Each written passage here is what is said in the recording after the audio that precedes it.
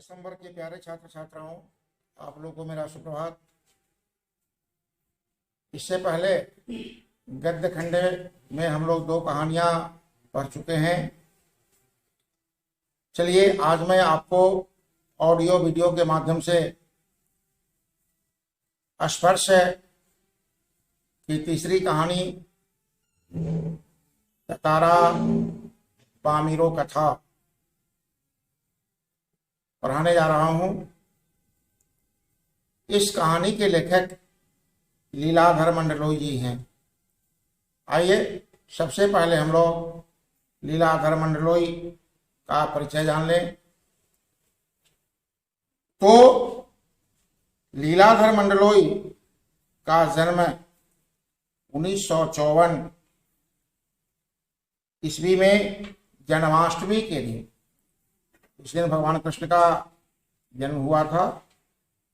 उस दिन को हम लोग बोलते हैं जन्माष्टमी। वो जन्माष्टमी के दिन छिंदवाड़ा जिले के एक छोटी से गांव, इस गांव का नाम है गुरही, में हुआ। इनकी शिक्षा दीक्षा भोपाल और रायपुर में हुई। प्रसारण की उच्च शिक्षा के लिए 1987 ईस्वी में कॉमनवेल्थ रिलेशंस ट्रस्ट लंदन की ओर से आमंत्रित किए गए। इन दिनों प्रसार भारती दूरदर्शन के महानिदेशक का कार्यभार संभाल रहे हैं। लीलाधर मंडलोई जी प्रसार भारती दूरदर्शन के महानिदेशक हैं। लीलाधर मंडलोई मूल रूप से कवि हैं। उनकी कविताओं में छत्तीसगढ़ अंचल की बोली की मिठास और वहां के जनजीवन का बड़ा सजीव चित्रण है। उनकी रचनाओं को पढ़ने के पश्चात ऐसा प्रतीत होता है कि वाकई हम लोग छत्तीसगढ़ में इन दृश्यों को अपनी आंखों से देख रहे हैं। अंडमान निकोबार द्वीप समूह की जनजातियों पर लिखा इनका गद्य अपने आप में एक समाज शास्त्रीय अध्ययन भी है।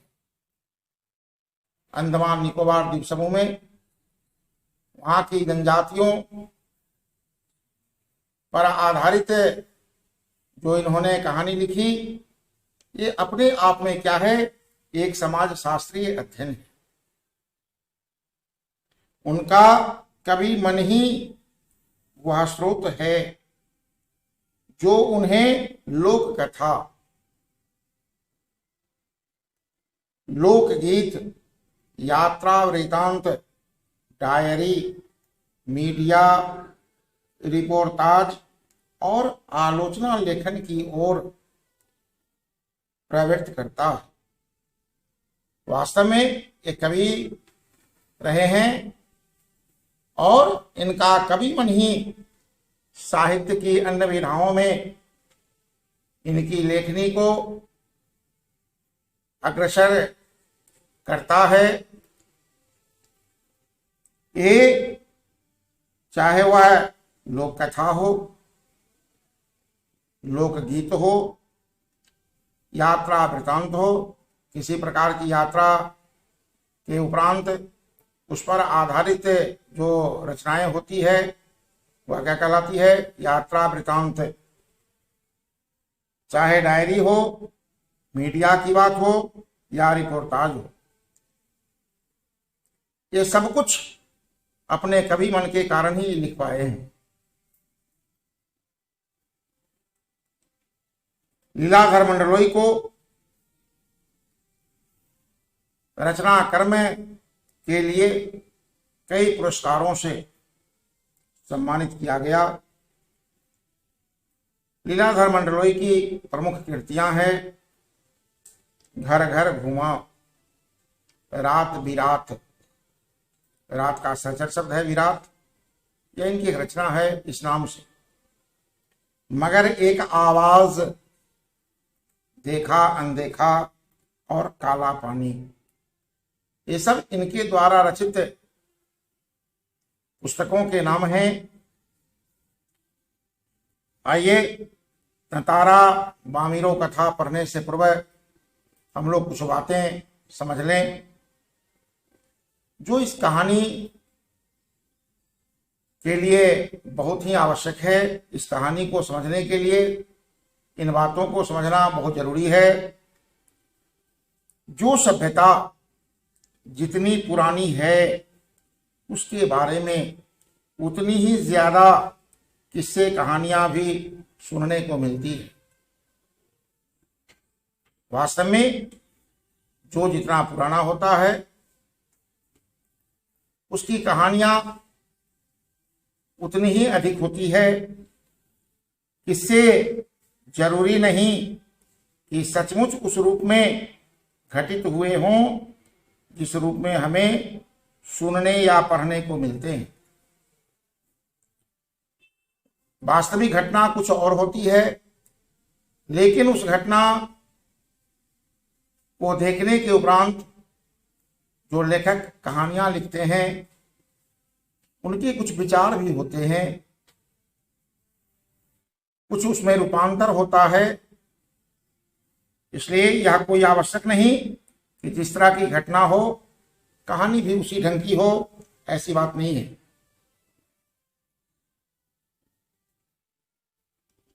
इतना जरूर है कि इन किस्सों में कोई ना कोई संदेश या सीख निहित होती है। कोई भी कहानी हम लोग पढ़ते हैं तो उस कहानी से कुछ ना कुछ संदेश मिलता है, कुछ ना कुछ शिक्षा हम लोग प्राप्त करते हैं। अंडमान निकोबार द्वीप समूह में भी तमाम तरह के किस्से मशहूर हैं। वहां भी अनेक लोक कथाएं प्रचलित है। इनमें से कुछ तो लीलाधर मंडलोई ने फिर से लिखा। जो पाठ हम लोग अभी पढ़ने जा रहे हैं, प्रस्तुत पाठ तारा बामीरो कथा इसी द्वीप समूह के एक छोटे से द्वीप पर केंद्रित है। उक्त द्वीप में विद्वेष गहरी जड़ें जमा चुका था। विद्वेष की भावना थी। यह भावना काफी गहराई तक अपनी जड़ें जमा चुका था। उस विद्वेष को जड़ मूल से उखाड़ने के लिए एक युवक को आत्म बलिदान देना पड़ा था। किसी भी कुप्रथा को नष्ट करने के लिए, समाप्त करने के लिए, निर्मूल करने के लिए किसी न किसी को बलिदान देना पड़ता है। तो अंडमान निकोबार द्वीप समूह में जो विद्वेष की भावना फैल चुकी थी उसे समाप्त करने के लिए एक युवक को अपना बलिदान देना पड़ा था। उसी युगल के बलिदान की कथा यहाँ बयान की गई है।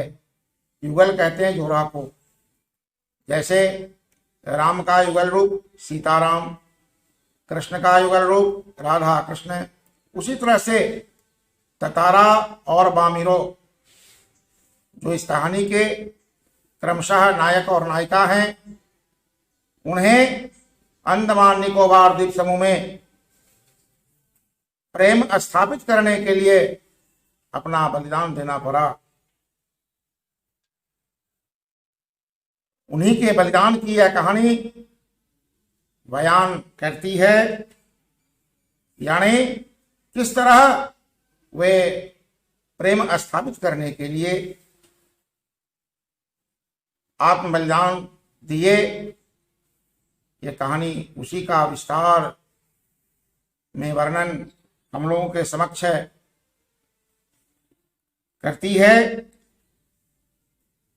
लीलाधर मंडलोई जी का कहना है कि प्रेम सबको जोड़ता है। प्रेम सबको जोड़ने का काम करता है, न केवल मानव को बल्कि मानवेतर प्राणियों को भी प्रेम जोड़ता है। यदि हम मानवेतर प्राणियों से भी प्रेम रखते हैं तो कभी वह हमें हानि नहीं पहुंचाती। और प्रेम का विलोम शब्द घृणा, यह दूरी बढ़ाती है। यदि हम किसी से घृणा करते हैं तो हमारे संबंध में भी लगाव हो जाता है, जिसके प्रति हमारे मन में घृणा की भावना आती है, वो हमसे दूरी बना लेते हैं। इस बात से भला कौन इनकार कर सकता? यह ऐसी सत्यवाणी है कि इसका विरोध नहीं किया जा सकता। इसलिए जो समाज के लिए अपने प्रेम का, अपने जीवन तक का बलिदान करता है, समाज उसे न केवल याद रखता है बल्कि उसके बलिदान को व्यर्थ भी नहीं जाने देता। उसके बलिदान को वह व्यर्थ भी नहीं जाने देता, अर्थात उसकी परंपरा को वह आगे बढ़ाता है, उसकी महत्ता को जन जन तक पहुंचाता है। यही वजह है कि तत्कालीन समाज के सामने एक मिसाल कायम करने वाले इस युगल को, कौन युगल को? ततारा और बामिरो को आज भी उस द्वीप के निवासी गर्व और श्रद्धा के साथ याद करते हैं। उनकी जो परंपरा बनी, आज भी उसका निर्वाह करते हैं। मैं आपको बता दूं पढ़ाने से पूर्व कि अंडमान निकोबार द्वीप समूह में पुराने जमाने में एक रूढ़िवादी परंपरा थी। परंपरा यह थी कि एक गांव के लड़का और लड़की के बीच ही विवाह संबंध स्थापित होता था। इस कहानी में हम लोग पढ़ेंगे कि ततारा और बामिरो दोनों दो गांव के थे। दोनों में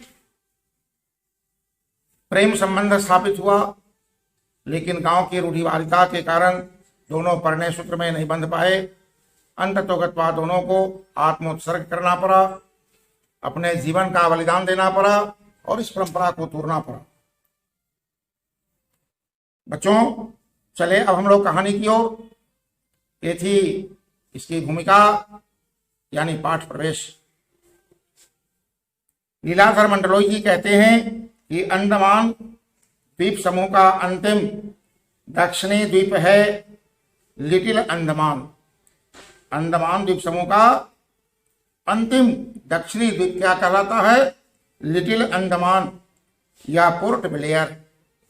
अंडमान निकोबार द्वीप समूह की राजधानी है कहाँ? पोर्ट ब्लेयर से लगभग 100 किलोमीटर दूर स्थित है। इसके बाद निकोबार द्वीप समूह की श्रृंखला आरंभ होती है, जो निकोबारी जनजाति की आदिम संस्कृति के केंद्र हैं। निकोबारी जनजाति के ये आदिम मतलब बहुत पुरानी संस्कृति के क्या हैं? केंद्र हैं। निकोबार द्वीप समूह का पहला प्रमुख द्वीप है कार निकोबार। निकोबार द्वीप समूह का पहला द्वीप समूह क्या है? कार निकोबार।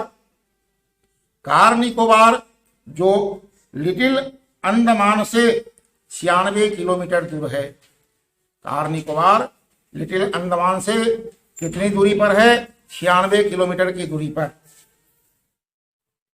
निकोबारियों का विश्वास है कि प्राचीन काल में ये दोनों द्वीप एक ही थे। अंडमान और निकोबार दोनों द्वीप एक ही थे। इसके विभक्त होने की एक लोक कथा है। ग्रामीण स्तर पर जो कहानी सुनी सुनाई जाती है वह लोक कथा कहलाती है, जो आज भी दोहराई जाती है उन क्षेत्रों में। कहाँ? अंडमान निकोबार द्वीप समूह में। सदियों पूर्व जब लिटिल अंडमान और कार निकोबार आपस में जुड़े हुए थे, दोनों कंबाइंड थे, तब वहां एक सुंदर सा गांव था। पास में एक सुंदर और शक्तिशाली युवक रहा करता था। उसका नाम था ततारा। क्या नाम था? ततारा, जो इस कहानी का मुख्य नायक है। निकोबारी उसे बेहद प्रेम करते थे। प्रेम करने का कारण क्या था? ततारा एक नेक और मददगार व्यक्ति था, एक बहुत ही अच्छा इंसान था, और जो लाचार थे, असहाय थे, केवल पुकारने पर वह उनकी सहायता करने के लिए दौड़ पड़ता था। सदैव दूसरों की सहायता के लिए तत्पर रहता था। अपने गांव वालों की ही नहीं, अपितु अपने गांव वालों की ही नहीं अपितु समूचे द्वीपवासियों की सेवा करना अपना परम कर्तव्य समझता था। तारा जो है वह मानव सेवा को ही सर्वोत्तम धर्म मानता था। दुखितों, पीड़ितों, लाचारों की सहायता करना वह अपना सर्वोत्तम धर्म समझता था। बच्चों, हमें भी लाचार लोगों की सहायता करनी चाहिए। मानव सेवा ही सर्वोत्तम धर्म है, ये कहानी हमें बताती है, सिखाती है। उसके इस त्याग की वजह से वह चर्चित था। कौन? ततारा। सभी उसका आदर करते, वक्त मुसीबत में उसे स्मरण करते, और वह भागा भागा वहां पहुंच जाता। सहायता करने के लिए वह थोड़ा भी विलंब नहीं करता। जो ही लोग उसे पुकारते थे, वह नंगे पांव दौड़ते हुए चला जाता था। दूसरे गांव में भी पर्व त्योहारों के समय उसे विशेष रूप से आमंत्रित किया जाता, जिसको लोग मान्यता देते हैं, विशिष्ट व्यक्ति समझते हैं। किसी भी उत्सव में उन्हें जरूर बुलाते हैं, आमंत्रित करते हैं। ततारा को भी गांव वाले, न केवल अपने गांव वाले बल्कि दूसरे गांव वाले लोग भी किसी प्रकार के उत्सव में आमंत्रित करते थे, और यह पहुंच जाता था। उसका व्यक्तित्व तो आकर्षक था ही, साथ ही आत्मीय स्वभाव की वजह से लोग उसके करीब रहना चाहते थे। यानी वह अंदर और बाहर, यानी बाह्य रूप और आंतरिक रूप दोनों से वह नयनाभिराम था। बहुत ही आकर्षक था, बहुत ही सुंदर था। इसलिए जो लोग सज्जन होते हैं, महान होते हैं, अच्छे होते हैं, लोग उनकी संगति में रहना बहुत चाहते हैं, बहुत पसंद करते हैं। क्योंकि व्यक्ति पर संगति का बहुत ही अच्छा प्रभाव पड़ता है। कब? जब हम अच्छे लोगों की संगति करते हैं तब। लेकिन इसके विपरीत यदि हम बुरे लोगों की संगति में फंस जाते हैं तो हम उनके बुरे लक्षण हमें भी आने लगते हैं। इसलिए संगति का प्रभाव इंसान पर जरूर पड़ता है। पारंपरिक पोशाक के साथ तारा अपनी कमर में सदैव एक लकड़ी की तलवार बांधे रहता था। उसके पास एक लकड़ी की तलवार थी, जिसको वह कमर में बांधे रहता था। लोगों का मत था, लोगों का विचार था कि बावजूद लकड़ी के होने पर उस तलवार में एक अद्भुत दैवीय शक्ति थी। वह तलवार यद्यपि लकड़ी की थी, इसके बावजूद भी उस तलवार में अद्भुत दैवीय शक्ति थी, ईश्वरीय ताकत उसमें समाई हुई थी। ततारा अपनी तलवार को कभी अलग न होने देता, सदैव अपने पास ही वो रखता था, कभी अपने से अलग पृथक उस तलवार को नहीं होने देता। उसका दूसरों के सामने उपयोग भी नहीं करता था। कभी भी अपनी इस शक्तिशाली तलवार का उपयोग वह दूसरों के समक्ष नहीं करता था। किंतु उसके चर्चित साहसिक कारनामों के कारण लोग बाघ तलवार का मतलब लकड़ी से निर्मित तलवार, अद्भुत शक्ति का होना मानते थे। ततारा की तलवार एक विलक्षण रहस्य थी। तारा की जो तलवार थी वह लोगों के लिए एक विलक्षण रहस्य थी। रहस्य का मतलब कि कुछ ऐसी बातें जो रहस्यमयी हो, जो समझ से परे हो, उसी को बोलते हैं रहस्यमयी। एक शाम तारा दिन भर के अथक परिश्रम, अथक बिना थके हुए जो हम परिश्रम करते हैं, बिना थकान महसूस किए हुए जो परिश्रम करते हैं, उसी को बोला जाता है अथक परिश्रम। तो एक शाम तारा दिन भर के अथक परिश्रम के बाद समुद्र किनारे टहलने निकल पड़ा। कभी कभी दिन भर हम लोग कठिन परिश्रम करते हैं, थके हारे होते हैं, तो शाम में प्रकृति का आनंद लेने के लिए कहीं घूमने चले जाते हैं।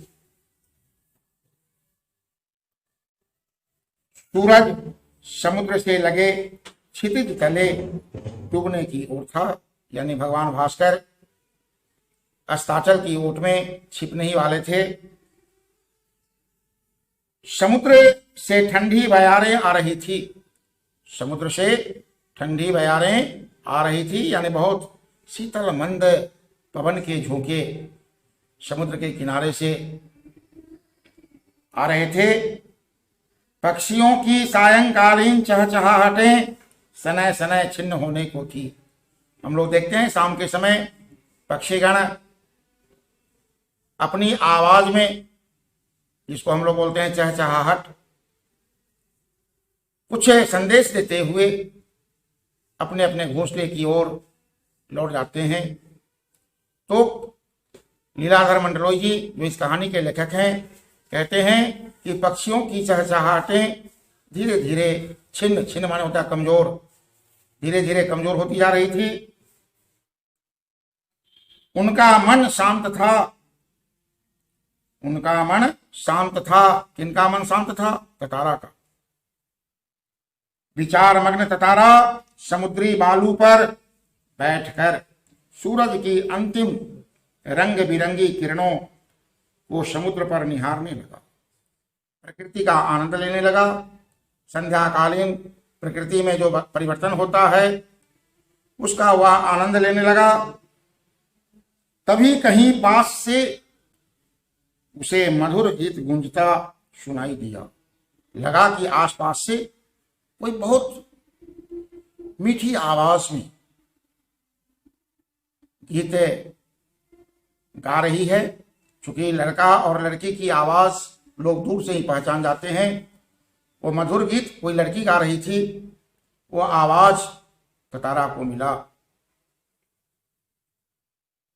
गीत मानो बहता हुआ उसकी तरफ आ रहा हो, बीच बीच में लहरों का संगीत सुनाई देता। कभी वह उस लड़की की कर्णप्रिय मधुर आवाज की गायकी को सुनता था, तो कभी वह सागर की लहरों की आवाज भी सुनता था। गायन इतना प्रभावी था, उस लड़की का गायन इतना प्रभावी था कि वह अपनी सूध-बूध खोने लगा। कभी कभी हम लोग जब संगीत सुनते हैं जो वाकई संगीत हो, जो कर्णप्रिय हो, लयबद्ध हो, तो अपने आप में इतने मदमस्त हो जाते हैं कि अपना सूध-बूध खो देते हैं। तारा की भी वही स्थिति हो गई।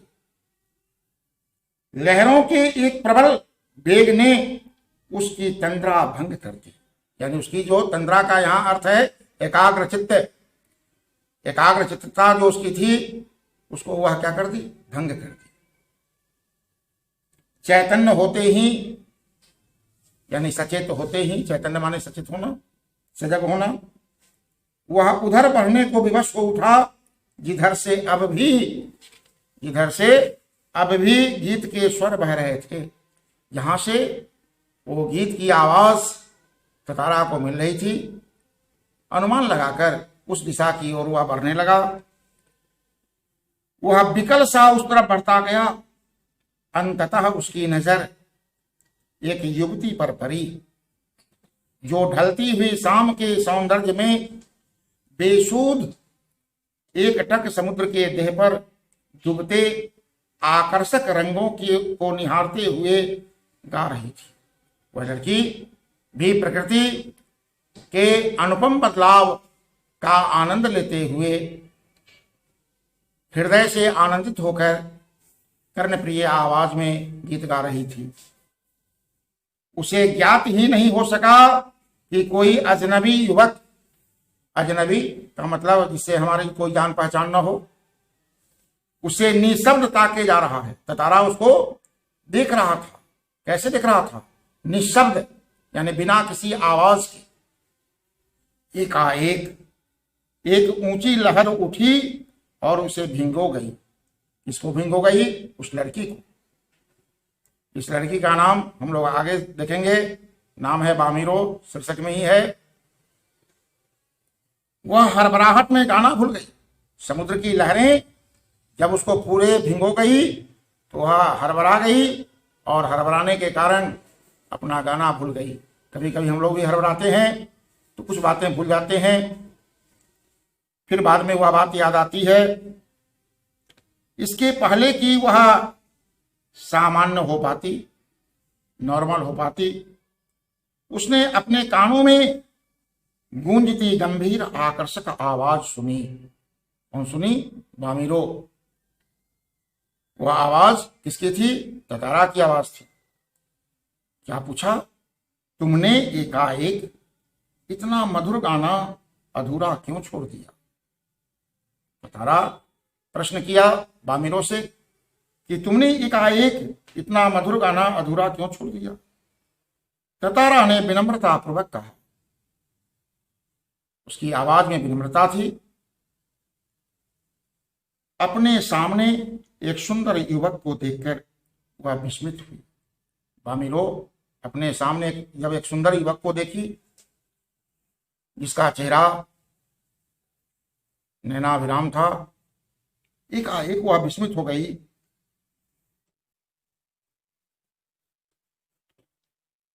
उसके भीतर किसी कोमल भावना का संचार हुआ। बामिरो के भीतर कुछ कोमल भावनाएं उत्पन्न हुई, किंतु अपने को संयत कर उसने बेरुखी के साथ जवाब दिया, पहले बताओ तुम कौन हो?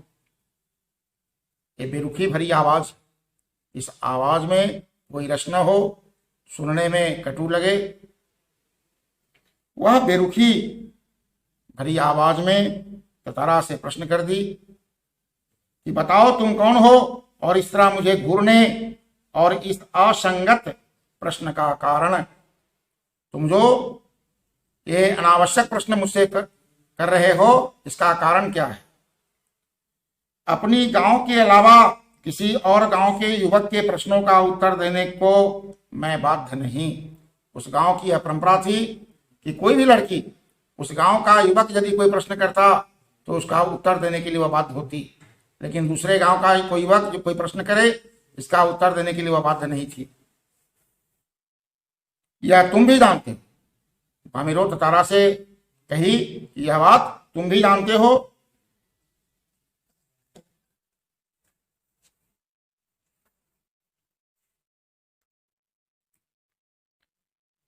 तारा मानो सूझबूझ खोए हुए था। जवाब देने के स्थान पर उसने पुनः अपना प्रश्न दोहराया। तारा इतना बेसुध हो गया था, उसका मानसिक संतुलन बिगड़ गया। वह बामिरो के प्रश्न का उत्तर न देकर फिर से अपना प्रश्न ही दोहराया। क्या कहा? तुमने गाना क्यों रोक दिया? गाओ, गीत पूरा करो। सचमुच तुमने बहुत सुरीला कंठ पाया है। भगवान सबको सुरीला कंठ नहीं देते। जिसके कंठ को फुर्सत के क्षणों में बनाते हैं, उसी का कंठ सुरीला होता है। तारा प्रशंसा किया बामिरो की कि तुमने वाकई बहुत सुरीला कंठ पाया है। बामिरो कहती है कि यह तो मेरे प्रश्न का उत्तर न हुआ। सच बताओ कि तुम कौन हो? लपाती गांव में तुम्हें कभी नहीं देखा। बच्चों, यदि प्रश्न आ जाए कि बामिरो के गांव का क्या नाम है, उत्तर होगा लपाती। बामिरो लपाती गांव की थी, इसलिए वह ततारा से पूछी कि मैं तुमको अपने गांव में यानी लपाती गांव में कभी नहीं देखा। ततारा मानो सम्मोहित था। उसके कानों में युवती की आवाज ठीक से पहुंच न सकी। वह इतना सम्मोहित हो गया उसके प्रति कि उसकी आवाज तक उसके कानों में नहीं पहुंची। उसने पुनः विनय की, तुमने गाना क्यों रोक दिया, गाओ न। युवती झुंझला उठी। बार बार एक ही तरह का प्रश्न सुनकर अंततो गत्वा युवती झुंझला गई। वह कुछ और सोचने लगी। अंततः उसने निश्चय पूर्वक एक बार पुनः लगभग विरोध करते हुए करे स्वर में कहा। क्या कहा? इसने कहा, बामिरो ने, धीरता की हद है। तुम इतने धीर हो। धीरता की भी एक सीमा होती है। धीर माना होता है जिद्दी, जो किसी बात पर अड़ा रह जाए। मैं जब से परिचय पूछ रही हूं और तुम बस एक ही राग अलाप रहे हो, गीत गाओ गीत गाओ। आखिर क्यों? क्या तुम्हें गांव का नियम नहीं मालूम? इतना बोलकर वह जाने के लिए तेजी से मुड़ी। ततारा को मानो कुछ होश आया।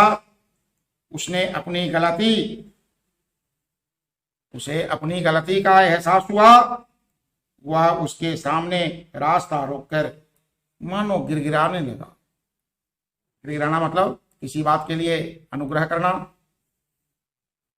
मुझे माफ कर दो, माफी मांगा।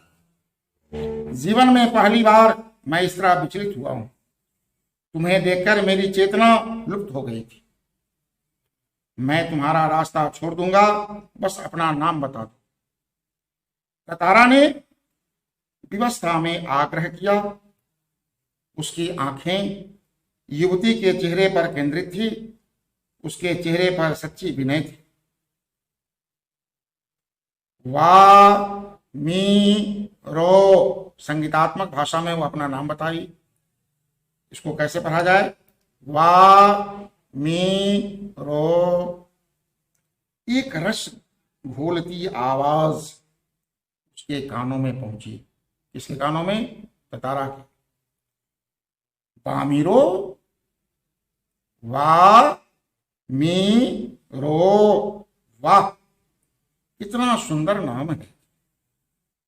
कल भी आओगी न यहां? ततारा प्रश्न किया कि कल भी आओगी न यहां? ततारा ने याचना भरे स्वर में कहा। प्यारे बच्चों, आज तक इतना ही। फिर इस कहानी का अगला भाग हम लोग अगले वीडियो में पढ़ेंगे। बहुत बहुत धन्यवाद।